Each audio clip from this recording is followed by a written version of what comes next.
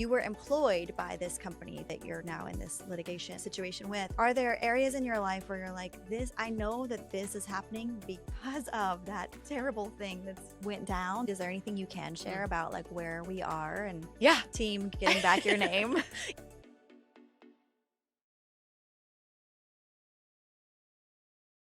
Hello, welcome to This or More. I'm Tiffany Napper, and I'm here with a very special guest today. This is a story that if you followed along like I did in 2020, you're going to be excited to get some fresh tea. And if you somehow were living under a rock and you don't know the story, you're going to be flabbergasted. So lean in and listen up. Our guest today is a girl you might know who used to design wedding dresses. From gracing the screens as America's favorite designer on TLC's Say Yes to the Dress, to dressing notable icons like Dove Cameron, Chrissy Teigen, and Carrie Underwood, her impact on the bridal industry is nothing short of legendary. But behind the glitz and glamour lies a story of resilience and determination in the face of adversity. I'm going to let her catch you up to speed on all of that and so much more. Today, we'll chat about a story of reinvention, creating your own luck in the face of hardships, and of course, we're going to talk about shoes. So, without further ado, welcome Cheval to This or More. Yay! Thanks for having me. I'm so glad to have you. So we're going to just dive right in, okay? Because I knew you and loved you and have been following along for such a long time. But for anyone listening, give us a little backstory. And I want to go before 2020. Like, give me some backstory of who you are. Going way back. Yeah, Okay. let's go way back. I think most people still know me as a wedding dress designer or Mhm. by my birth name that I Mhm. can no longer use publicly to identify, or from Say Yes to the Dress, the Mhm. fabulous show. But ever since I was young, that was always what I wanted to do. It was my biggest dream. And at 25, I was offered an employment contract to, shoot my shot and Mhm. become exactly what I was hoping to do. Mhm. And it came alongside the rights for my name to be trademarked for the bridal collection I was designing. And I signed that contract without a lawyer and, got right to work. And I think I relate to a lot of young artists and designers and singers even that just want to show the world what they can do and not show up and be combative or push back or not do anything that would make them lose that opportunity. And so I went for it. And that led into this beautiful chapter of getting to design dresses for the most gorgeous women. And I loved it. But of course, with every, scenario comes compromise. And my long-term contract was coming to an end. And I really wanted to negotiate and put myself in a position where I felt like my value was recognized in a way that I felt was appropriate. And it was just a big confrontation and there was a big delta. And my former employer actually sued me in federal court um, for the rights of my name, among other things. And then Instagram was thrown into the mix. Mhm. And so it got really convoluted. And it's a very nuanced case. We're still in litigation. So it's been about 3 years. And now I've kind of gotten to the point where, okay, circumstances are not, panning out for me and I don't want them to determine my destiny. So I decided to kind of approach it as a reinvention and I changed my name publicly to Cheval, which is the Mhm. French word for horse. We'll get into some of that. Mhm. Mhm. And now I design shoes and some accessories, things that are non-competitive with my former employer because Yeah. I'm essentially under still a 5-year Non-compete. unpaid non-compete. Yes. Yeah. Yes. Yeah. 5 years. I was wondering how long it was. Yeah, it's actually been 7 almost now, or not. It's like in total, it's about 7 because I fulfilled already 2 years during the litigation, and then it's a 5-year on top of that. Okay, nice. Good times. Long time. Good times. Yes. So, I mean, I can relate so much, and I don't know if you know this about me, but prior to what I do now, I was in the music industry. So I've seen and been heartbroken over young artists who sign with big music labels and really get their heart broken. And this is what that story is, in my opinion, just a different industry of like, you're excited, you're ambitious. I won't even say you're naive. I don't think that's what it is. I think people don't really prepare us and teach us what we need to know when we are presented with opportunities like that. But obviously, you look back and reflect on it and think, as you mentioned, I should have had an attorney present, right? Um, but when like take me a little bit to when 2020 happened, because it was 2020 when this all started, right? Correct. Yeah. When you were End of. renegotiating your Mhm. contract. And that's when I remember, because you had amassed this huge massive following on Instagram. And I remember you sitting down in a very solemn kind of manner and starting to share what was really unfolding. And my heart just broke for you. Because as a Thank fellow you. creative, the idea of like what I looked at as like this big, mean bully taking advantage of you was heartbreaking to watch. Will you tell us a little bit about what it was like to be so in the spotlight and And also, like, how did you navigate what you wanted to share and what you didn't want to share? Because I'm sure there were like worries around the litigation process and what you could legally share. But how did you navigate that? I came from a perspective of transparency because I think in the industry of emotion, I call it, Mhm. everything is a sentimental purchase. And I really prided myself on being authentic. And I'm just an emotional designer and I really put my heart out there into my work. And I think there is some magic to that Mm. that I felt in the branding of my, former chapter. And so when this happened, I felt this enormous weight and responsibility and burden to not only let people know exactly what was going on, but I could not bear the idea of something being misrepresented. And in everything that did happen between not being able to use my birth name, not being able to do my trade set, getting my livelihood taken from me, I think losing the access and communication with my community that I had evolved and grown with and been so vulnerable with and so real, that was not fake for me. That scared me. It was like a visceral reaction of almost like somebody was pretending to be me, Yeah. And so when there was posting going to that account, I felt this just enormous responsibility to go up there and say something. But I also understood myself to be in this really scary position of I'm being seen a certain way right now, especially like in a federal court. And Hmm. I feel like I've been misrepresented and misconstrued, but my public knows me.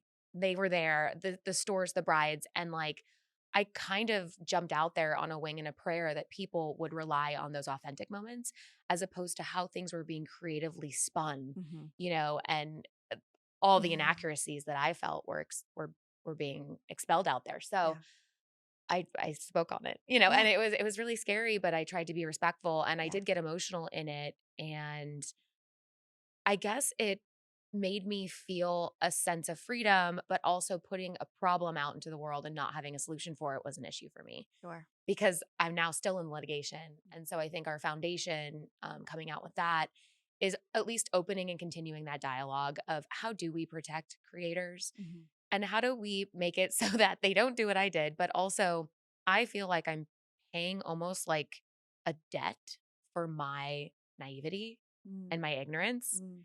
and I'm okay with that because it's like, fine. In my mind, God gave me this gift of this is a challenge that Hmm. I'm going to have to figure out. And it's given to me for a reason. And so I'm happy to be that example. Yeah. But it's scary because you just don't know what you don't know. And that's why we need to bring people that are real advocates around us, but who you trust is a tough thing. Yeah. Well, and that's what's so beautiful about everything you've done from that moment till now is leaning in when you could have just like hidden under a rock and being like, no, no, no, like you're going to try to take a lot of things away from me, things that to most people is like we can't even fathom. I can't even fathom the idea of someone saying I can no longer identify as my birth name. It's a really wild story. And so looking for those ways probably to just like still have ownership over your story and your life makes a lot of sense.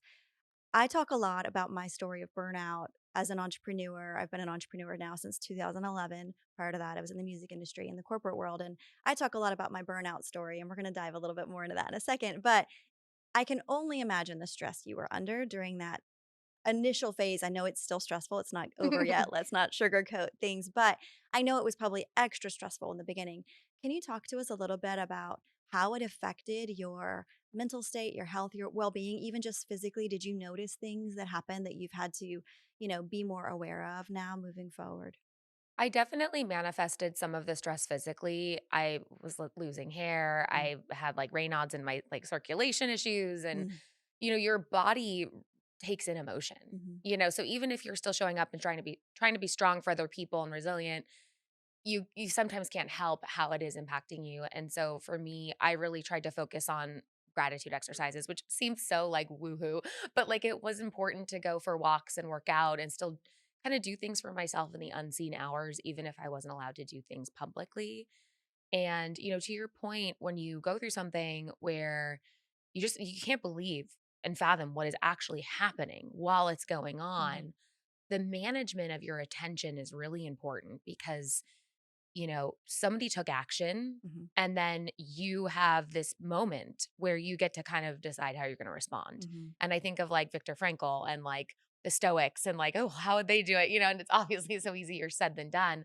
But I think there is something to the Constitution and the manifesting of like, my power is in my reaction. Mm. And it was almost as if somebody was expecting me to go crawl under a rock or Mhm. expecting me to bend the knee, Mhm. almost Mhm. like in Game of Thrones, Yeah. like bend the knee. Like that's literally how I felt.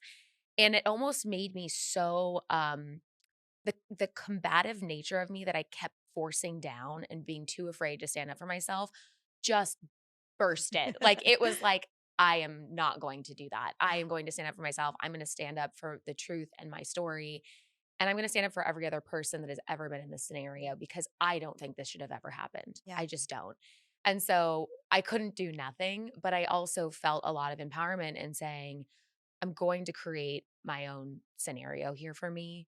And I hope anyone else would do the same. Yeah. Because you almost feel like you're almost made to be it's supposed to almost beat into you. Yeah. And I was like, "No, I'm gonna beat it out of me instead. Mhm. Like, Yeah. this is going away." Yeah. For me, like, it can't affect me anymore. Yeah. So, that's almost how I approached it, like, Yeah. psychologically. Yeah, and I get that. Trust me, I do. And it's such a brave and beautiful way to move forward life. It's an empowering stance on life. It's like, no, no, you're not going to take me down. I use the phrase I've risen from the ashes multiple times in my life. Phoenix girl. Yeah. Yeah. Total Phoenix girl. So I get it, and it's really remarkable, and unfortunately there are a lot of people who won't come to the table with the abilities to do that for one reason or another. Like we all come from different traumatic pasts and situations, and I use trauma with a little t, like all the things that happen that make us into who we are and how we're able to respond to things. So again, I really do applaud you for being like such a shining light for people Thank who you. need to see that it's possible and need to see that it's going to be okay and you're still standing. In fact, you're thriving, and we'll talk about that. But it's really remarkable to watch. Okay, Thank you so absolutely. Let's talk about your name. Okay. Your new name. My new name. Let's talk about cheval. So you mentioned it's the word horse in French, which I love France, so love it. But tell me why horse? Like, what is that symbolism for you? So, I am such a playful and imaginative designer, and I've always pulled, inspiration from my past or nostalgic nuances. And when this whole thing went down and I felt like so much of me was getting pushed into this period of time that's like, this is how you should identify, which I did. Like for a while, I felt like my full purpose was to be a wedding dress designer. But Mhm. then all of a sudden, I couldn't do that. And so it was a challenge of self. And so I decided to kind of skip over that period and go back to my lessons and learnings from childhood and through my industry experience and my education. And like, this is what led me on the path, Mhm. and parts of that chapter I will always appreciate. But I also felt like there's so much more to me that I need to embrace and Mm. use to move forward with what I've got right now. And so I love those kind of inspiring moments, and thinking of the past as a place of reference, not residency. Yeah. Um, so the name itself, cheval, is French for horse. I studied French couture, and even our signature print is a toile, but it Mhm. actually tells the creative journey and the reinvention of what had gone down in a very like playful and special Love it. way. But for me as a creator, I was like, this is an opportunity for a fresh start, and almost like an artist would come out with an album and a Yeah. new alter ego. Yeah. And it's been a lot of fun. I was just really enthusiastic to step into that role. And it's not like I stepped into it and I'm like, no looking back, I am moving on. It was actually a way to move forward. And it Mm. had some giddy up to it, obviously with No the pun horse intended. mentality. Yes. And then our signet is a unicorn Pegasus. And so it's a lot of fun. And the brand itself is a phrase. She is Cheval, but she is ongoing. She is whatever she wants to be. And Mm. so we loved that mentality. That's Mm. kind of how we run against the wind. I love Yeah, it. Okay, I obviously speak to a lot of women who are entrepreneurs. That's my lane. But I would love to know, because I was reflecting back on how quickly everything changed for you. And it was kind of like, and if you don't, just to catch the viewers up, like you were employed by this company that you're now in this litigation, situation with as a designer. And so you kind of got forced from being an employee to being an entrepreneur without having like without it being a conscious decision, should I say? Like it was just like, totally. oh, this is happening. Totally. And I can't imagine. I mean, most of us, when we become entrepreneurs, and I shouldn't say, I mean, I'm sure there's lots of people who find themselves just like, oh God, here I am. But I don't relate to that. I consciously chose entrepreneurialism and I knew what I was getting myself into. I had watched my mom and dad do it. What was that like for you?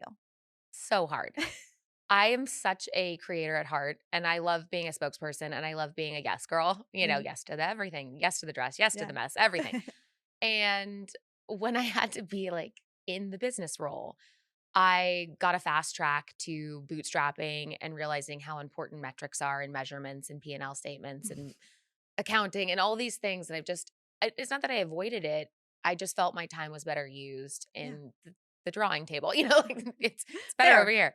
But I have an amazing business partner who just kind of approached it from the same mentality of work ethic and let's learn this stuff. And we knew going in we were going to make mistakes. And Mhm. I think giving yourself that grace of failure is going to happen. We're going to have some setbacks, but learning from them, of course, is really important. And Mhm. I don't feel like it's about glorifying this hustle or anything like that. But I will say you have to love to work. You Yeah. have to love almost getting burned out. And Mhm. the fulfillment you get from putting in those kind of hours and bootstrapping is really soulful in a lot of ways. And I do hope to get to a scenario where we're not required in our business as much as we are right now. Sure. But it's kind of inevitable. You like, we're bootstrapping, we look around like, who's going to do this work? Oh, it's us. It's us Oh, it's again. me. You and me. It's like, that's it.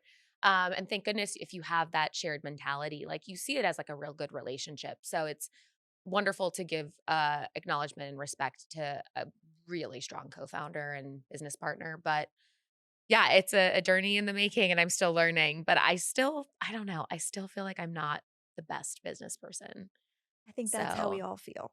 I think yeah. every entrepreneur feels I that way. do Even when feel they're that way. making, billions of dollars, they'll be like, I don't know what I'm doing. Cause that's the joke. Like nobody really knows. Are there things that we can do? Best practices? Absolutely. But every business is so unique and every business owner is so unique. And I believe that you could sell shoes and I could sell shoes and we're two different people. And therefore it's going to look like a completely different business model that could lead us to success. Right. I'm not selling shoes, but But you I used to could. sell handbags. That's another fun fact about me. I was a handbag designer for I 5 love years. it. Oh. So, I get what you do, and I'm excited about what you're doing now. So, when I heard you speak a couple days ago, you said this phrase, I'm gonna say, you said, "Your rock bottom somehow had a trap door," which I loved. Whoa, who put that there? Yes. And I felt like you were referring to, your out was to start designing shoes, maybe. Is that what you think? Maybe? Oh, I should totally look at it that way now. No, I was saying like there's even there's something Oh. below Oh, gotcha, below gotcha, rock gotcha. bottom. But yeah, the trapdoor, thinking of it as like a shoots and ladder situation where like Yeah. getting out of it, I mean, that's way more healthy to think about. Well, that's where my But brain went for you. I yeah, was like, "Oh, that's so tell me about the decision, like, I really wanna hear, where were you? What was going on? Like, paint the scene for me when you were like, "I know what I'll do. I'm gonna reinvent myself as a shoe designer." I think it really was 10,000-foot view of, okay, here is a person, looking at myself that has invested her entire life in dress design. Like I went all in on that, Mhm, and from from childhood exposure to education to all my industry experience before even signing that contract and to not be allowed to do that, I had to think about, okay, but let's think about what else I've kind of done that mhm, could transfer the skill set somehow. I love bringing joy to women. I love dressing them. I love that idea of a woman walking into a room and she just feels fabulous. And her outfit, her dress, her shoes have something to do with it. mhm, So I like being that little part of it. And shoes are also a very sentimental accessory. They're on your feet, they're carrying you places, you're mhm, walking your own special road. And so because again, I'm very attracted to these like sentimental designs, that was exciting for me. I also had never studied shoe design or the anatomy of a foot or anything like that. And so I kind of approached it of, okay, well, there's still pattern making involved. There's still this design process of layering, embellishment. There's some similarities there. And I think in terms of reaching the muse, the girl that's right there that's inspiring me, this is probably something she might like. mhm, So mhm. that excited me. Um, and I also tried other things that I don't feel like I was as good at, like some artistic things like canvases, print, all that stuff. And I think shoes also go great with the dress, you know? So I was like, oh, this is a cute little tangent. So yeah, I talked to a few of my business mentors and like the number one thing they said was, if you want to make money, don't go into shoes. I was like, okay, well, I'm gonna do shoes. Oh, no.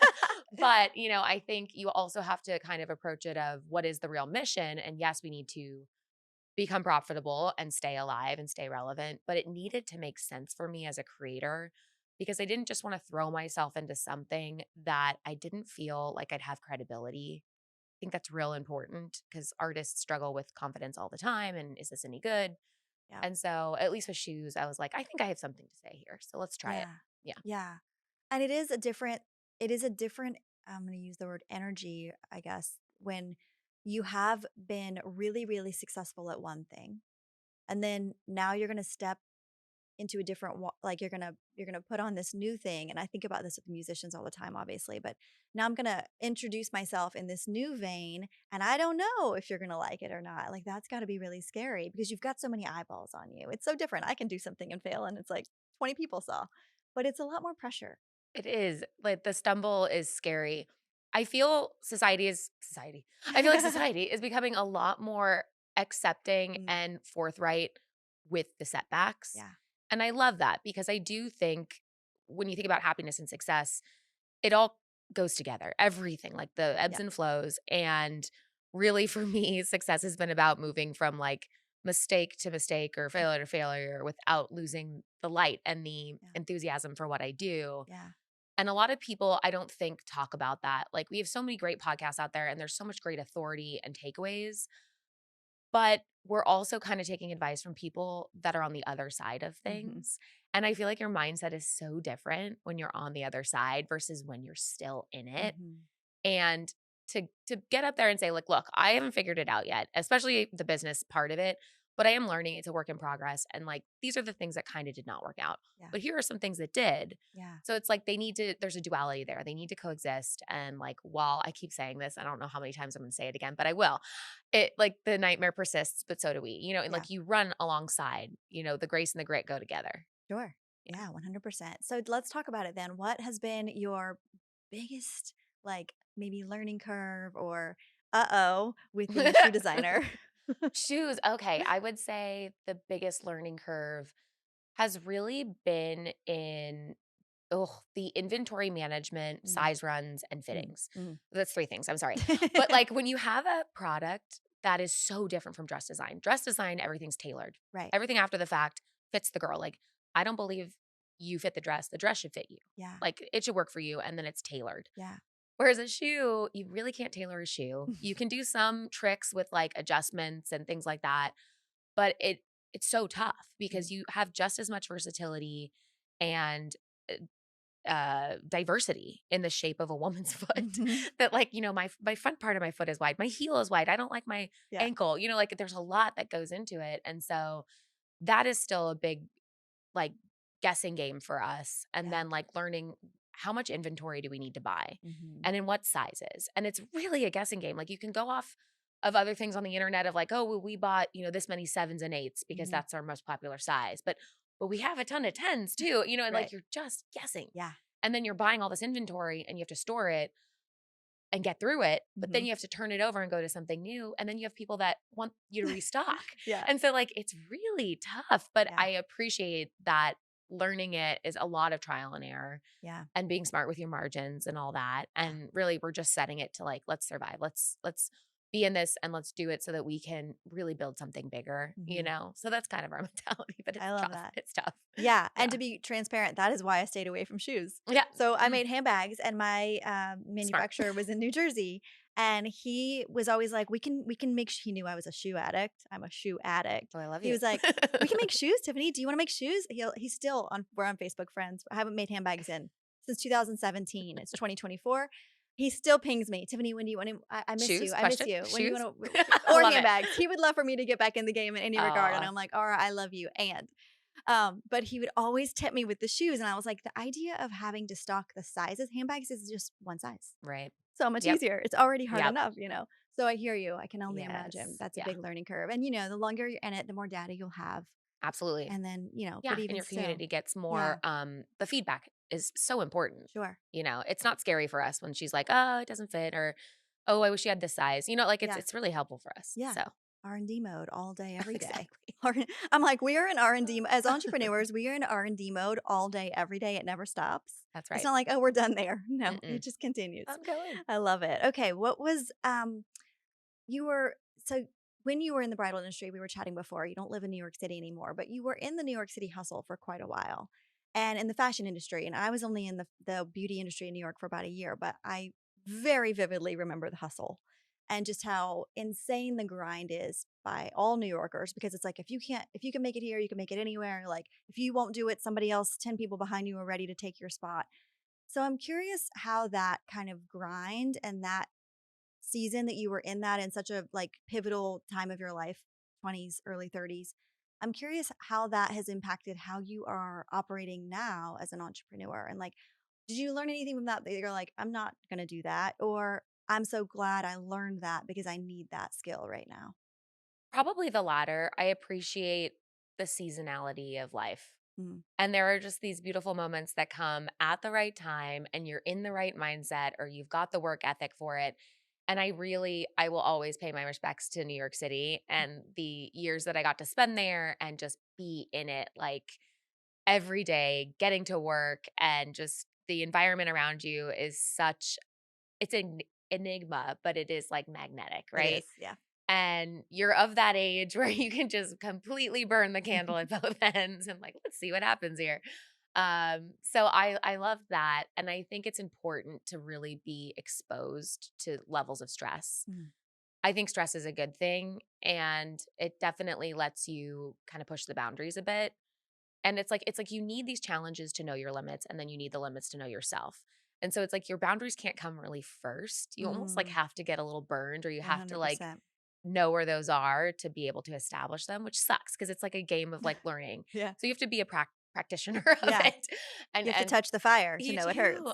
Yeah. And then sometimes you need to go touch grass if you need some humility in your life. But yeah, it's just New York is amazing. And we still get to go back there for a different kind of chapter. And now that I live in Florida, it's just really interesting because I've appreciated a little bit more of, I wouldn't say it's like the soft girl era, but I really cherish my alone time, Mhm. which is so funny because I've almost become a little bit more reclusive. I use social media to be social and show up, and then I get to go on these fabulous events where it's just like super extreme. But then the majority of my day is like I'm just like in my little creative space. Mhm. And it is such a blessing to have that kind of focus and attention. Yeah. So I've really appreciated this new kind of chapter Yeah. and can appreciate both, even Both. though, Yeah, we need both. Like yeah. if you're, one who subscribes to like the concept of masculine and feminine energy, I'm like, we need both for everything that we do. We all Yes. have both. We need both, especially as an entrepreneur. There are things we have to do that require us to be in our masculine. And something I coined late last summer when soft girl era was trending on TikTok, I was like, well, I'm stepping into my soft CEO era. And for me, that meant I was going to continue to chase these big dreams of mine and show up in big ways. And I was going to be rested and I was going to lead with intuition and I was going to say no a little bit more often. And I was going Oh, to really challenge the good girl syndrome that was, deep inside me as a Louisiana Southern girl. And I was going to become the soft CEO. And so I would love to know if you feel like there's anything in your life right now that you're like, that's my soft CEO era shining through. I love that for you. I love hearing that too because making that pivot is a lot. If you're like a workaholic and you're just like Mhm. a go-getter, Mhm. you almost feel like you're not doing enough Mhm. ever, when you start Always. to transition into that. But I feel like two things can be true. You can Yeah. kind of still be real productive and also obey like a quality of Mhm. life for yourself. 100%. I think my soft CEO side is a tendency to just want to be with my fiance and my dog and Mm. like have this kind of downtime and not feel like you have to constantly be on the go. Mm. And it's weird to do that when I'm basically starting over and like I'm back at the time where you do feel like you have to say yes to Yeah. everything. And I relate to the fact that no is such a hard word. Mhm. But I've tried to rephrase it that saying no to something means you're saying yes to something else, right? And 100%. it's usually something you're probably better at that is more you can be more focused on or Yeah. you're gonna feel better about it. Yeah. But it's a constant struggle. Like, you have to remind yourself, and, like, James Clear, Atomic Habits, like, the way you look at it in baby steps is really important. Mm-hmm. Not this, like, big, massive change, even though Yeah. that did happen for me, So I appreciate hearing that, and it's a good reminder to see other people successfully doing it, because Yeah. then it's possible. It's 100% possible. And the one of the books I love, Atomic Habits, another book that changed the game for me. And I actually read this book right before I left corporate America, right before I became an entrepreneur.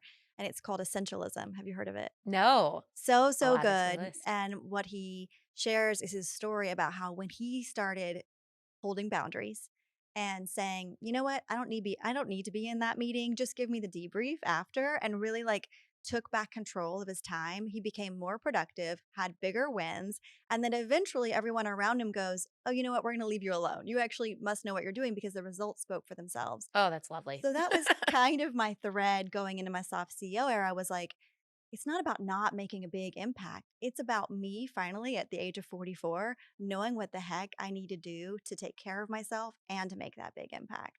What I can say no to and what I want to say yes to. And it's just a level of confidence and power that I think really probably, if I'm being honest, can only come with time and experience. Mhm. Because like you said, we've got to touch the fire. We got to be burned. We've got to find those edges and then be like, oh, that feels familiar. I'm not going to go any further in that direction. Oh, absolutely. I'm gonna have to add that to my list. I did read a book, by Donald Miller Mhm. that was life-changing. It was about your story brand, Yeah, yeah, so and good. it was so easy for me to understand, because I was like, I feel like naturally this is kind of what's happened to me, in that I've lost a lot of my tangible ways of relating to people the way I knew best, Yeah.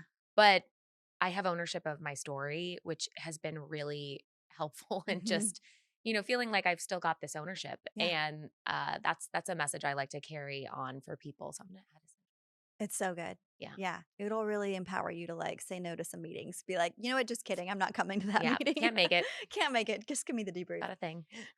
What would you say to up and coming younger designers who are, maybe where you were 10, 15 years ago? What would be your biggest piece of advice for them right now? I probably would say trust what people do, not what they say. Mm, Simple and not very sexy of an answer, but I think it's important, because a lot of times we're in rooms where people are just reassuring mm, and talking the hot air, smoke and mirrors, and mm. I feel, as a person that really trusts people and believes what they say, it's been a hard lesson for me. So, Sure. if there's something that's happening where you're like, I would like to kind of see this in writing, or I would Yeah, like to feel like, or I have questions. yeah. And if you find that there's resistance there, I think that's a bit of a red Red flag. flag. Yeah. And Run, it can run. make a big difference. So I Yeah, would say that to yeah. youngins. Yeah, it's so hard though when they're dangling the carrot that is everything that you think you've ever wanted. So I think it's also important. So the name of this podcast is called This or More. And the concept is I work with a lot of successful women who have built up something really impressive. And yet that fear keeps nagging at them. Like, what if it all goes away tomorrow? What if Mm, I ruin this? What if it all comes crumbling down? So I started saying on a repeat basis to my clients, it's this or more. Wherever we are right now, it's this or more in the future. We're not going backwards, right?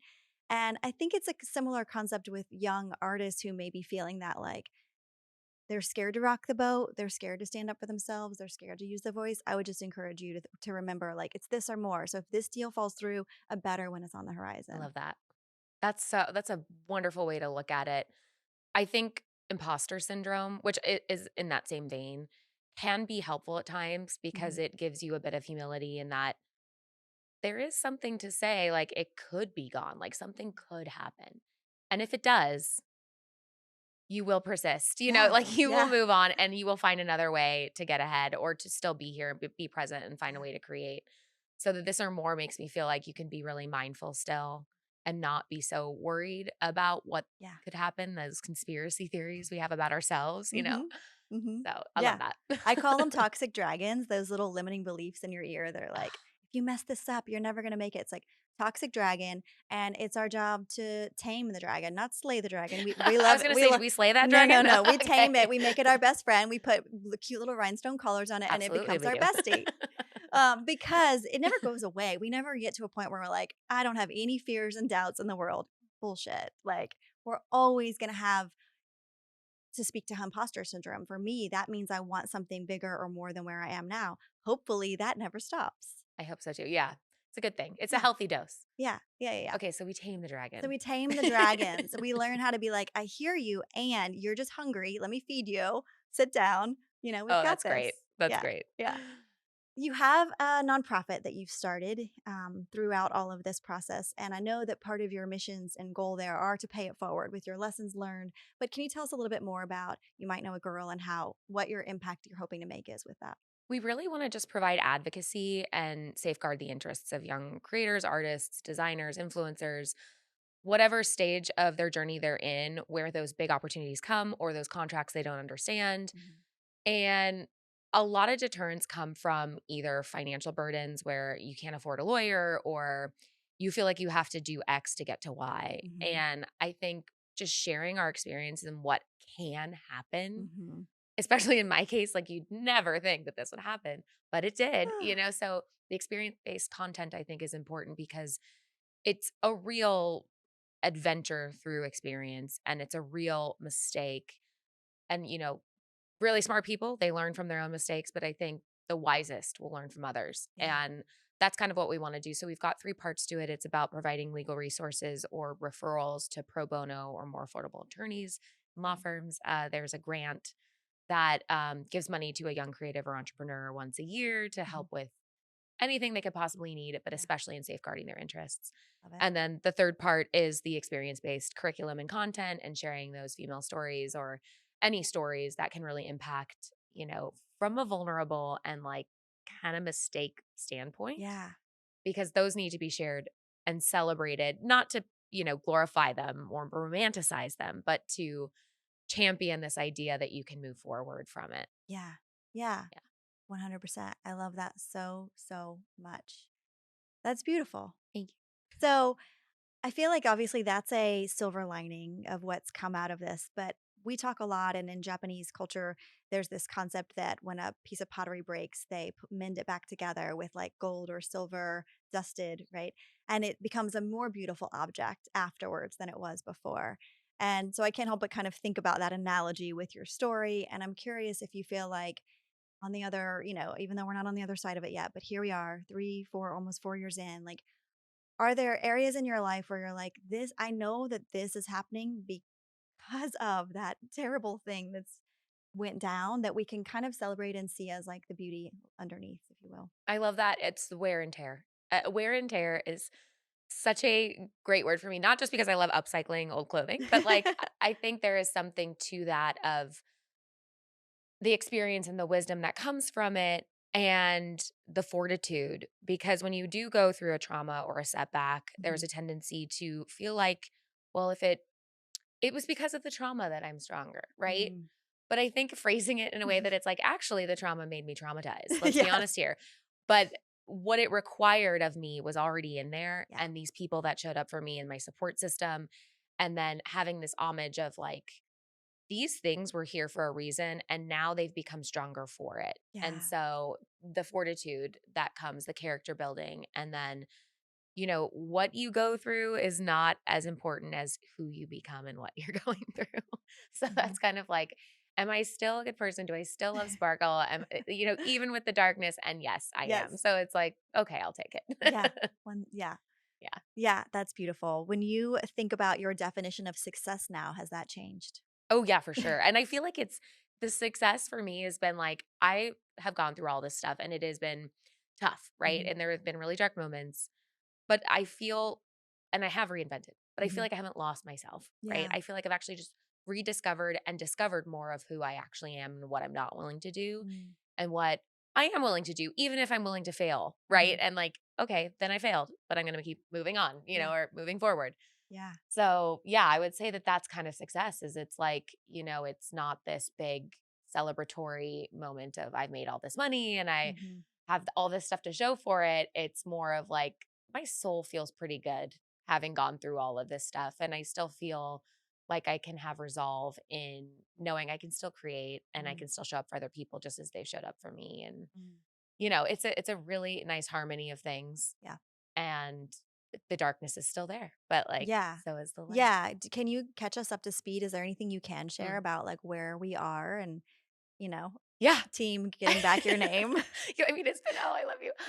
Yeah, it's been 3 years of litigation, but actually my former employer has filed for bankruptcy, so that puts a whole 'nother facet into this, Karma. it's an ongoing but yeah, it is honestly, like, I've always said that, karma is currency in a Mhm. way, and for me, in getting through this, having faith that the truth is going to come out and that it like, there is something that's going to happen here that is going to give justice to, I think, the casualties, which Mhm. have been the brides, it's been the stores, it's been the industry, it's been the Yeah. economy, it's been all these bigger things than just me and a business, Mhm. in my opinion, Yeah. fully. But they now that we're in a bankruptcy court, it does make it very interesting because while you can be real creative, I feel in a court system, I feel like when it comes down to just brass tacks of like, here are the numbers, maybe there's some light at the end of the tunnel, and that's I do pray for that every day. But more so, I want to make up for lost time, and that's Mhm. all I want to do is like I really do, and I feel like I am with shoes. It's been a blessing. I can't say that that's not been like the most exciting wind of Yeah. just like I'm good. I'm good. Yeah, yeah, Like, yeah, I of love course. Cheval, and Yeah. I'm wonderful with that and excited and energized by that, but I'm also open to whatever could happen. Yeah. And, for me financially, that's probably been psychologically and financially been the biggest tolls. Yeah. But in a way, it's just money. Yeah. I probably shouldn't say that as a business person, but it's like, Well, no, it's actually probably a very healthy standpoint too. We talk a lot about being neutral around the idea of money because when you hold it in too high of regard, then it becomes this thing that it feels hard to get, and that's not good. And then if you are dismissive of it, then what happens is you'll just keep making it, but it'll keep going away. So the yeah. neutrality part is great. It's We love I this. feel like you can always like, maybe this is We silly can for make me to say, more. but you can always make No, more money, okay. So I think, but, I have like, to let I you don't know. in. I have to let you into my ridiculous Cheetos story. Oh, please do. So when I was healing my own money mindset situation in like 2017, 2018, I was like, man, I got a real toxic relationship with money and I want to work on it. I want to make this better. I have a joke with one of my oldest and dearest friends, and I really wish I could remember where it came from, but we were trying to neutralize money, and I was trying to get around this concept that it was hard to make money because I was realizing that was my Mm. toxic dragon that I was Mhm. trying to tame. It's hard to make money, and I was like, no, it's easy, but that didn't feel right just yet. I had to like really viscerally start to like feel that in my body. So we made a joke that money is like Cheetos and probably because if you think about the most ridiculous snack in the world, come on, it's gotta be Cheetos. It's like bright orange, turns Heck your yeah. fingers orange. It's so silly, whatever. And so we were And like, delicious. and delicious. We were like, money is like Cheetos, and Cheetos are everywhere.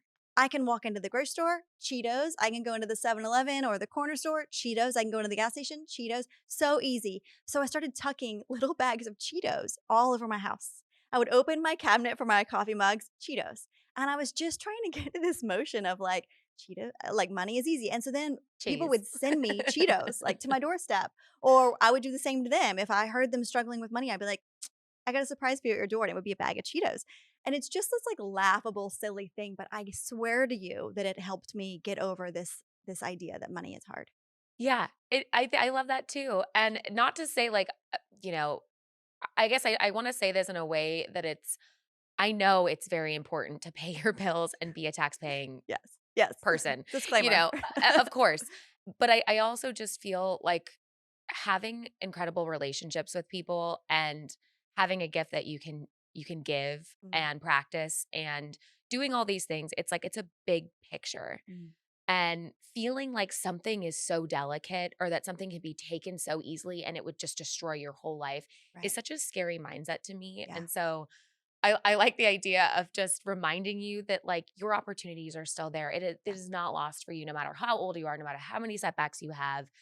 So many entrepreneurs that are really, really successful now don't talk about these moments where they had no money, where they Mhm. went broke, or they like something happened to them and they somehow made more. They somehow figured it out. And you will too. Mhm. You will too. Mhm. Like you deserve it too. You Yeah. deserve the Cheetos. I like it. All the Cheetos in the Yes. world. Yeah. It's really just consistently showing up day Yeah. after day after day. I think that's how you win in life and in business. Yep, I So would can agree you with tell that. us what's next? What's on the horizon? Ooh, what's next? So, obviously, it's kind of a moving target. I don't know how to say it. It's ongoing with Yeah. this lawsuit, and so I really don't know what to expect, but I've not tied myself to any outcomes. Yeah. I'm gonna assume the worst. Yeah. And so for me, like, being really focused on the rebrand and, moving forward with shoes and other accessories and product lines has been great, but I've really enjoyed speaking Mhm. because at first, I'm like, "Okay, am I talking too much?" Mhm. Like, about this?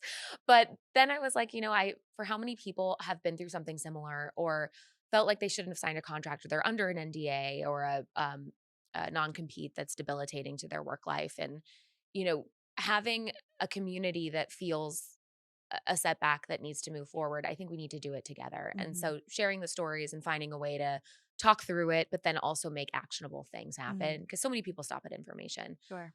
That's going to be a weaving of our business as well as our foundation moving forward is Mm. doing more of the empowering and I'm not an authority, but I do like having the conversations and saying like this is what happened for me. It's going to be different for you, Yeah. but it's going to be exciting and you're going to get through it. Yeah. Yeah. And we need to see, circling back to how we started this conversation, but like we need to see proof in the pudding, you know? Yes, We need to see that example of someone who is still standing. absolutely we do. Yeah. I love that. I love that. Okay, tell everybody, how can we find you? How can we buy your shoes? All of the good things. All the things. So we are sheischeval.com, She is Cheval on Instagram, and then I have my original it was a podcast account actually, but Really? All That Glitters on the gram. It was All the Glitters podcast. But yeah, we are not doing it anymore for magnitude of reasons, but maybe someday I'll get back to it. But I Yeah. like being a guest on podcasts more so than Yeah. being a host. So you're Yeah. a lovely host, though, I should say. Thank I'm so you. glad I got to meet you this Oh, weekend. me Yeah. too. It's been a pleasure. And, you know, um, I'm just again, I'm just so grateful for you for being so brave to share the story because I just think there's this already, but the ripple effect is gonna be something that will be part of your legacy. And I planted a seed the other day that I think a book should be in your future at some point when you're on the other side of all of this That because would be cathartic, I it's a think. beautiful story, I think, and everyone loves a comeback story. Yeah, heck yeah. Everyone loves a Oh, comeback I story. love that little ripple. Hopefully, we raise the tide a bit, in a good 100%. way. Yeah, in a great way. Yeah. Thank you so much for being here. Thank you for having me.